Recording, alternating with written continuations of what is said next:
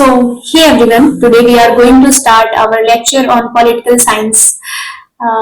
इस lecture series में हम बात करेंगे वेस्टर्न पॉलिटिकल थॉट की एंड इंडियन पॉलिटिकल थॉट की।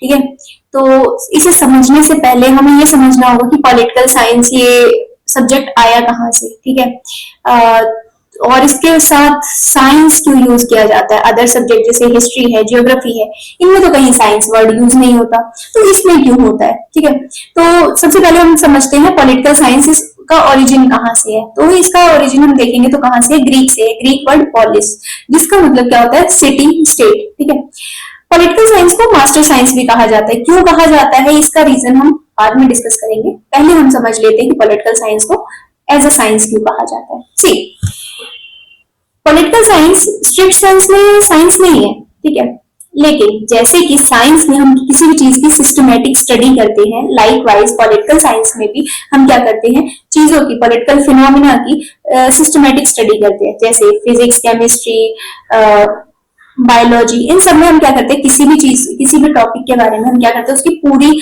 सिस्टमेटिक स्टडी करते हैं। लाइक वाइज पॉलिटिकल साइंस में कोई भी फिनोमिना है, कोई भी पॉलिटिकल फिनोमिना हो रहा है, उसके बारे में हम एक सिस्टमेटिक स्टडी करेंगे, उसके ओरिजिन से लेके अभी तक क्या क्या इम्पैक्ट है, क्या क्या चीजें हैं, ईच एंड एवरीथिंग पूरे डिटेल में हम उसके बारे में पढ़ते हैं। यही है हमारा क्या, पॉलिटिकल साइंस, और इसीलिए इसको क्या कहा जाता है, साइंस। ठीक है, तो यहां से हमें एक स्टेटमेंट मिलेगी, क्या, it is a systematic study of political phenomena. ठीक है, अब हम बात कर लेते हैं किसकी, व्हाट इज थॉट। ठीक है, थॉट, अब ये क्या है, थॉट इज क्या है, understanding ideas with reference to time and space. जब भी हम किसी आइडिया को टाइम और स्पेस को माइंड में रखते हुए स्टडी करते हैं, समझने की कोशिश करते हैं, तो वो हमारा क्या होता है, थॉट होता है। ठीक है, जितने थिंकर्स हैं, अगर उनके थॉट प्रोसेस, उनको, उनके थॉट्स को आप पढ़ने की कोशिश करोगे तो उस समय में आपको जाना पड़ेगा, उस सोसाइटी के बारे में, उस स्पेस के बारे में जानना पड़ेगा कि वहां की सोसाइटी कैसी थी, वो कहाँ पे, वेयर वाज ही बोर्न। ठीक है, किस टाइम में, डार्क एज में तो नहीं पैदा हुए, गोल्डन एरा भी तो नहीं पैदा हुए। डार्क एज में पैदा हुए तो उनके नजर में स्टेट जो है वो मॉन्स्टर की तरह रहेगा, लेकिन वही अगर गोल्डन एज में पैदा होगा तो उनके लिए स्टेट क्या हो जाएगा, प्रोवाइडर की तरह होगा। ठीक है, तो इस तरीके से जब हम पढ़ेंगे इसे तो हम ये देखेंगे कि इस थियरी और थॉट में क्या डिफरेंस है। ठीक है, तो थियरी बेसिकली क्या है, इसका पर्पस होता है एक्सप्लेन करना, पॉलिटिकल फिनोमिना को एक्सप्लेन करना, जस्टिस क्या है, क्यों है, क्या जरूरत है, ये सारी चीजें। ठीक है, ऐसे ही आप राइट्स है, इक्वालिटी है, ये सारी क्या है, पॉलिटिकल फिनोमिना है, इसका एक्सप्लेनेशन हमारा हो जाएगा थियरी। जब थॉट की बात करेंगे तो अंडरस्टैंड करना उस आइडिया को, बेसिक अंडरस्टैंडिंग डेवलप करना कि जो जो थिंकर्स है, डिफरेंट डिफरेंट व्यूज के बारे में पढ़ना, देन अपना एक मतलब कहते हैं एक अंडरस्टैंडिंग डेवलप करना। ठीक है, तो ये दोनों, ये क्या है, डिफरेंस है किसमें, थियरी एंड थॉट में। ठीक है, एंशियंट टाइम में अगर बात करें, ये स्टेट वर्ड जो है, स्टेट क्या है, स्टेट का मतलब होता है सेल्फ सफिशिएंट एंटिटी। तो जब भी हम कहेंगे कि this is a state, state word का मतलब क्या है, सेल्फ सफिशिएंट एंटिटी है, मतलब वो अपने सारे पॉलिटिकल, सोशियोलॉजिकल, सारे जितने भी मैटर्स हैं वो खुद से सफिशिएंट है उसको हैंडल करने के लिए। ठीक, तो ये हमारा होता है स्टेट। ठीक है, पहले एंशियंट टाइम में सिटी स्टेट हुआ करता था, नेशन स्टेट का कोई कॉन्सेप्ट नहीं था, सिटी स्टेट हुआ करते थे, जो कि extremely decentralised way of political life था उसमें। ठीक है, कोई सेंट्रलाइज मैकेनिज्म नहीं था। मॉडर्न टाइम की बात करते हैं तो मॉडर्न टाइम में हमें देखने को क्या मिलेगा कि हमारे पास क्या है, नेशन स्टेट का कंसेप्ट है। नेशन स्टेट क्या है, सिटी स्टेट से बड़े होते हैं लेकिन एम्पायर से छोटे। ठीक है, अब हम बात करते हैं नेशन स्टेट की।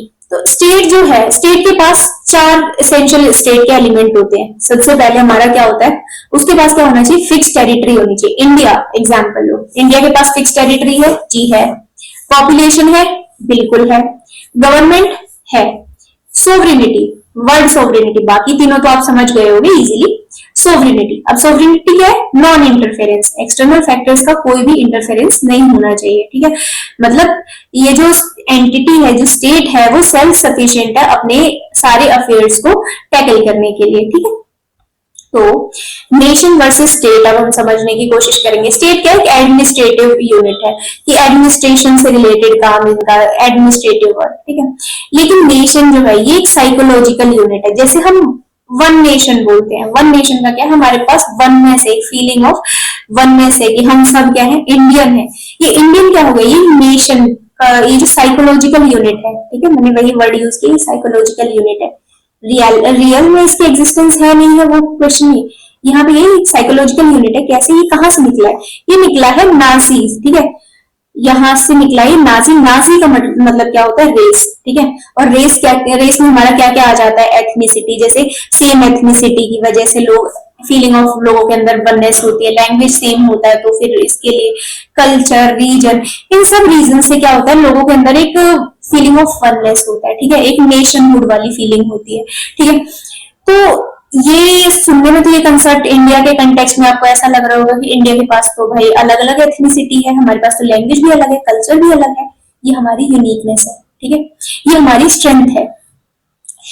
पर्टिकुलर ज्योग्राफी, रेस, ठीक है।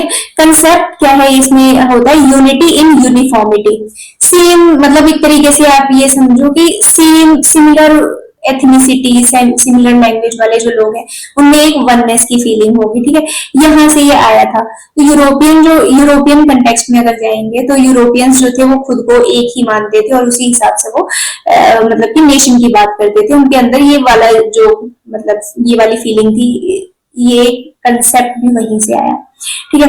इंडिया के कंटेक्स्ट में बात करें तो इंडिया शुरू से नेशन स्टेट नहीं था। आइडिया ऑफ पॉलिटिकल नेशन, ये कंसेप्ट आया कहां से, यूनिटी इन डाइवर्सिटी। धीरे धीरे ड्यूरिंग जो हमारा जो इंडियन फ्रीडम स्ट्रगल थी उसके दौरान ये फीलिंग आई कि भाई अगर हम यूनाइट नहीं हुए ना, हमारे पास माना कि हमारे पास डाइवर्सिटी है, ठीक है, लेकिन हमें एक होना पड़ेगा। हम जब तक यूनाइटेड नहीं होंगे, टूटे रहेंगे, तब तक पॉसिबल है कि हम ऐसे ही शिकार बनते रहेंगे, ठीक है। तो इसके लिए हम क्या है, इसके लिए हमने कॉन्स्टिट्यूशन में भी आपको दिखेगा कि बहुत सारी फ्रेटर्निटी वर्ड यूज हुआ है, बहुत सारी चीजें ऐसी यूज हुई हैं, ठीक है। प्लूरलिज्म और टॉलरेंस जगह जगह भर भर के आपको नजर आएगा हमारे कॉन्स्टिट्यूशन में, ठीक है। तो अब हम बात करते हैं ओरिजिन ऑफ नेशन स्टेट। अब बात करते हैं स्टेट क्या है, एडमिनिस्ट्रेटिव यूनिट है। हमने नेशन की तो बात कर ली, अब हम बात कर रहे हैं किसकी, स्टेट क्या है, एडमिनिस्ट्रेटिव यूनिट है। Different form of state and authority, अलग अलग तरीके के स्टेट्स और अथॉरिटीज होती है, ठीक है। मॉडर्न टाइम में अगर बात करें तो नेशन क्या है, unit of statehood. Nation is what, unit of statehood. कैसे, यूरोप में अगर बात करते हैं नेशन स्टेट का जो कंसेप्ट था, सिटी स्टेट की बात नहीं कर रहे हैं, माइंड में रखना आप, नेशन सिटी स्टेट से बड़ा होता है, ठीक है। नेशन स्टेट का लिंक किससे है, कैपिटलिज्म से है। वेस्टर्न कंट्रीज में जैसे जैसे कैपिटलिज्म का राइज हुआ, कैपिटलिज्म इंट्रोड्यूस हुआ या इंडस्ट्रियलाइजेशन की वजह से कैपिटलिज्म जैसे आया, वैसे वैसे क्या हुआ, वहां पे एक टेरिटोरियल एंटिटी लोगों के बीच जनरेट हुई, सेंट्रलाइज अथॉरिटी थी जो पूरे को कंट्रोल करती थी। इस तरीके से क्या है, ये कंसेप्ट आया क्या, नेशन स्टेट का वहां पे, ठीक है। तो फिर इंडिया में या फिर नॉन वेस्टर्न वर्ल्ड में कहां से आया, वो आया कॉलोनियलिज्म की वजह से, क्योंकि जो यूरोपियन कंट्रीज थी वो जगह जगह कॉलोनीज बना रही थी, और क्योंकि वहां पे जो लॉज फॉलो हो रहे थे वो यहाँ भी फॉलो होंगे, वहां जो चीजें इम्पैक्ट कर रही थी वो जो नॉन वेस्टर्न वर्ल्ड है उनको भी इम्पैक्ट करेंगी। लाइक वाइज जो इंडिया में आप अगर बात करते हो नेशन स्टेट की, तो ये भी क्या है, प्रोडक्ट ऑफ कोलोनियलिज्म है, ठीक है। और कोलोनियलिज्म किसका प्रोडक्ट है, कैपिटलिज्म का, ठीक है। तो लिंक समझ आ रहा है किस तरीके से है, कैपिटलिज्म के राइज होने के साथ साथ नेशन स्टेट की फीलिंग आई। फिर इंडिया क्या मतलब जो नॉन वेस्टर्न कंट्रीज हैं, नॉन वेस्टर्न स्टेट्स हैं, उनमें ये कहां से आया, कोलोनियलिज्म की वजह से आया। इनडायरेक्टली इंडिया में भी कैपिटलिज्म की ही वजह से ये आया, ठीक। नाउ अब हमारा नया टॉपिक स्टार्ट होगा, सोक्रेटिस। सोक्रेटिस के बारे में अगर आप बात करोगे तो इन्हें कहा जाता है कि प्लेटो के टीचर थे, ठीक है। प्लेटो कौन थे, ये प्लेटो एरिस्टोटल के टीचर थे, ठीक है। तो इस तरीके से अब हम बात करते हैं, सोक्रेटिस को कहा जाता है फादर ऑफ फिलोसफी। सोक्रेटिस को क्या कहा जाता है, he is a father of philosophy. आप पॉलिटिकल फिलोसफी कई बार ये वर्ड सुनते हो, ज्यादा फिलोसफी मत चाड़ो, ये सारी चीजें आप अभी समझोगे कि ऐसा क्यों बोला जाता है, ठीक है। इनको फादर ऑफ एथिक्स भी कहा जाता है क्योंकि ये बताएंगे आर्ट ऑफ लिविंग, कैसे जीना चाहिए ह्यूमन, आप इंसान हो तो आपको कैसा रहे, ठीक है। फिर सोक्रेटिस ने एक मेथड भी यूज किया था, मेथड ऑफ डायलेक्टिक्स। ये डायलेक्टिक्स क्या है, मेथड, डायलेक्टिकल मेथोडोलॉजी क्या है, इसके बारे में भी हम जानने की कोशिश करेंगे, ठीक है। सोक्रेटिस का ये कहना था कि जो वाइजेस्ट मैन होता है ना, वो ये चीज एक्सेप्ट करता है कि न्यू नथिंग, वो ये मानता है कि वो कुछ भी नहीं जानता, ठीक है। एंड ही इज इग्नोरेंट, और वो ये भी एक्सेप्ट करता है कि ही इज इग्नोरेंट, अपनी इग्नोरेंस को भी वो एक्सेप्ट करता है और वो ये भी मानता है कि वो कुछ नहीं जानता। तो वो सब कुछ जान लेते हैं। ज्ञानी इंसान की ये पहचान होती है कि वो अपने ज्ञान का कभी घमंड नहीं करता है, ठीक है। तो अगर बात करते हैं बिगेस्ट कंट्रीब्यूशन की, तो उन्होंने थियोरी ऑफ नॉलेज दिया। थियोरी ऑफ नॉलेज में उन्होंने कहा कि नॉलेज के रास्ते में दो ही हर्डल होती है। अगर आपको कोई भी नॉलेज लेनी है, नॉलेज गेन करनी है, तो दो ही एविल्स होंगे उसमें, एक इग्नोरेंस और दूसरा क्या, एरोगेंस। ये दोनों चीजें आपको कभी नॉलेज गेन नहीं करने देंगी प्रॉपर वे में, ठीक है। तो जैसे मान लो कि आपको किसी भी चीज की आधी अधूरी नॉलेज है, लेकिन आप क्या है, काफी इग्नोरेंट हो गए हो, आप उस चीज को लेके बहुत ज्यादा ध्यान देना, इस तरीके से आप नहीं उसको जानना चाहते, या फिर आपके अंदर एरोगेंस है कि अरे मुझे तो सब पता है। जब आप इस वाली टेंडेंसी से ग्रस्त होते हो कि मुझे सब पता है, तो फिर क्या होता है, वहीं से आपकी नॉलेज क्या होती है, मतलब कम होनी शुरू हो जाती है, डेप्रिशिएट होने लग जाती है, ठीक है। अब क्या है कि इन्होंने क्या कहा कि नॉलेज इज वर्च्यू, नॉलेज अपने आप में एक वर्च्यू है। और इन्होंने एक बात कही कि unexamined life is not worth living. अगर आप अपनी लाइफ को एग्जामिन नहीं कर रहे हो कि क्या कर रही हूँ, क्यों कर रही हूँ, कैसा हो रहा है, क्यों हो रहा है, आप कुछ भी एग्जामिन नहीं कर रहे हो, तो फिर आप क्या कर रहे हो, एक तरीके से आप ऐसी लाइफ मतलब जीने ही योग्य नहीं है। It is not worth living, ठीक है। ये किसका कहना था, सोक्रेटिस का, मेरा नहीं, ठीक है। ही डिनोट्स, उन्होंने एक बात और कही, life carries no meaning if we cannot live according to the idea we subscribe to. हर इंसान अपने एक आइडिया, एक लाइफ की फिलॉसफी लेके पैदा होता है, उसके हिसाब से चलता है। तो अगर हम उसके हिसाब से अपनी वैल्यूज, अपनी प्रिंसिपल्स, अपनी एथिक्स के हिसाब से नहीं चल रहे हैं, तो कोई भी ये लाइफ कैरी करने का कोई मतलब रह नहीं जाता है। ऐसा किसका कहना था, सोक्रेटिस का कहना था, ठीक है। तो उन्होंने ऑटू पे ज्यादा ध्यान दिया कि क्या होना चाहिए, कैसा होना चाहिए, ये सारी चीजें उन्होंने बोली। उन्होंने एक बात और सिटीजन्स के लिए बोली कि सिटीजन्स के पास, सिटीजन्स की ड्यूटी होती है क्या, to obey order of state in any condition, चाहे जो मर्जी कंडीशन हो, लेकिन आपको मतलब कहते हैं ना कि हुक्म का ऑर्डर मानना ही पड़ेगा, यानी स्टेट का ऑर्डर आपको मानना ही पड़ेगा बीइंग अ सिटीजन, ठीक है। आज के टाइम में ये रेलेवेंट नहीं है, क्योंकि आप स्टेट की हर बात नहीं मान सकते विदाउट अप्लाइंग रीजनिंग, ठीक है। तो ये सारी चीजें हैं। अब ये हुआ, ठीक है। तो सोक्रेटिस से एक बात याद हो गई आपको, नॉलेज इज वर्च्यू, उन्होंने क्या क्या बातें कही उससे रिलेटेड, ये सारी चीजें हो गई, ठीक है। Unexamined life is not worth living, और ये सारी चीजें हमने अब तक पढ़ी।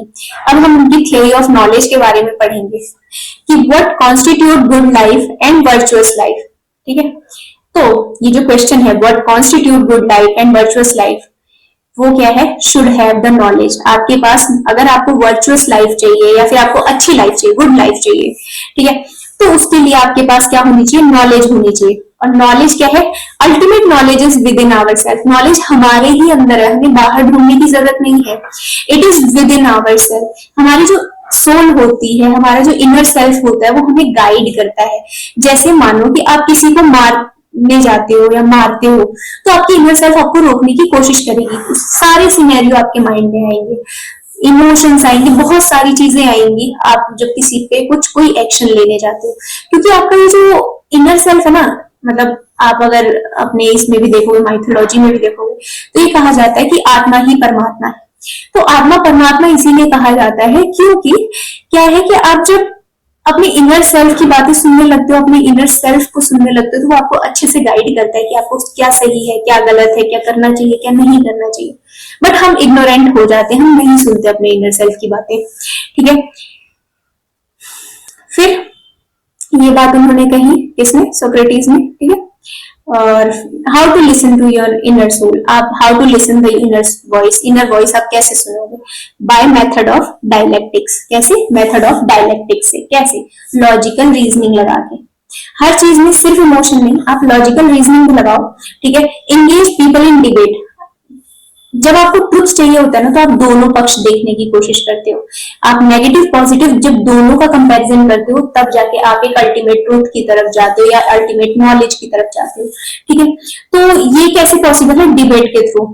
हमारा जो जस्टिस सिस्टम है, जुडिशियरी है, वहां पे क्या होता है, आप दोनों पक्षों को सुनते हो, कौन सही है कौन गलत है, तब जाके आप ट्रुथ तक पहुंचते हो, नॉलेज तक पहुंचते हो। लाइकवाइज डिबेट का ऑब्जेक्टिव होना चाहिए। ये नहीं कि डिबेट का मतलब ये नहीं हो जाता है कि आप अपने ईगो पे ले लो। डिबेट का मतलब होता है कि आप समझने की कोशिश करो कि कोई भी आर्ग्यूमेंट है, to understand the limitation of his argument and correct himself in logical manner. एक पर्सन है, वो अपने जैसे कि मैंने किसी चीज को बोला कि चोरी करना बुरा है, मैंने ये बोल दिया, ठीक है। अब मैंने इसके सपोर्ट में बहुत सारी चीजें बोल दी, लेकिन ऑन द अदर साइड कुछ लोग बोलते हैं नहीं, चोरी करना गलत नहीं है। क्यों नहीं है? अब मैं उनसे सवाल करूंगी क्यों नहीं है, मैं तो ये कह रही हूँ। फिर वो कहेंगे नहीं, ये भी तो हो सकता है। एक ही सिक्के के दोनों पहलुओं को जब आप कंपेयर करते हो, तो आप फाइनल नॉलेज तक पहुंचते हो। ये यहाँ पे क्रक्स था, ये कहने का मतलब था। ठीक है, तो ये सारी चीजें हो गई। तो डायलेक्टिक्स क्या है? प्रोसेस ऑफ नॉलेज है। डायलेक्टिकल मेथोडोलॉजी का मतलब क्या है कि आप क्या करोगे, एक ओपिनियन बना लिया आपने, उस ओपिनियन को आप नॉलेज में कन्वर्ट करोगे थ्रू डायलेक्टिकल मेथोडोलॉजी, मतलब थ्रू डिबेट। ठीक है, तो ये हमारा हो जाता है। ठीक, जैसे कि एक हमने कोई भी थेसिस ले लिया, हमने थेसिस लिया कि समाज में इक्वालिटी होनी चाहिए। ठीक है, मैंने ये थेसिस दिया कि सबको समान अधिकार मिलने चाहिए। समान अधिकार की अब मैं बात करूंगी, तो कहीं पे कोई और होगा, वो मुझे कॉन्ट्रडिक्ट करते हुए मुझे ये कहेगा कि नहीं, मैं आपकी बात से अग्री नहीं करता। अगर समाज में सबको इक्वालिटी मिल जाएगी, तो जिसको जितनी जरूरत है उतनी तो नहीं मिलेगी ना। मान लो कि किसी को 2 रोटी की जरूरत है, उसे 4 मिल जाएगी, और किसी को 4 रोटी की जरूरत है, उसे भी 2 मिलेगी। तो इक्विटी तो नहीं आएगी। इक्विटी इक्वालिटी का कंसेप्ट हमेशा कॉन्ट्रडिक्ट करता है। ठीक है, तो यहाँ पे क्या है, एक तरीके से हम क्या करेंगे, डिबेट करेंगे। तो यहाँ पे क्या है, मैंने एक थेसिस दिया, उस थेसिस के बेसिस पे एक एंटी थेसिस आया, मतलब किसी ने उसके अगेंस्ट में कुछ बोला, क्रिटिसाइज किया। मेरे थेसिस को किसी ने क्रिटिसाइज किया, उस क्रिटिसिज्म को मैं ईगो पे नहीं लूंगी, मैं इसके पॉइंट ऑफ व्यू को समझने की कोशिश करूंगी। देन दोनों का कंपैरिजन जब हम करेंगे, तब हम किस पे पहुंचेंगे, एक अल्टीमेट नॉलेज पे पहुंचेंगे, एक अल्टीमेट ट्रूथ पे पहुंचेंगे, जो कि हमारा क्या होगा, सिंथेसिस। और सिंथेसाइज जो प्रोडक्ट आया हमारे पास, जो नॉलेज आई, वो अनशेकेबल है, उसको कोई भी हिला नहीं सकता है, कोई भी उसके अगेंस्ट कॉन्ट्राडिक्टरी स्टेटमेंट या फिर कोई भी क्रिटिसाइज नहीं कर सकता। ये होती है knowledge. Belief, opinion, they are shakeable, उसे चेंज किया जा सकता है, उसको बदला जा सकता है। नॉलेज को बदल पाना पॉसिबल नहीं है, क्योंकि आप उसको पे दोनों उसके एस्पेक्ट सब कुछ आप उसके बारे में जान के तब आप क्या कर रहे हो, एक प्रोडक्ट पे पहुंचे हो, एक सिंथेसाइज प्रोडक्ट पे पहुंचे हो। ठीक है, इस तरीके से हमारा ये टॉपिक सोक्रेटिस का खत्म हुआ। थ्योरी ऑफ नॉलेज सोक्रेटिस ने दी थी। ये सारी चीजें हमारी इसी के साथ खत्म होती हैं।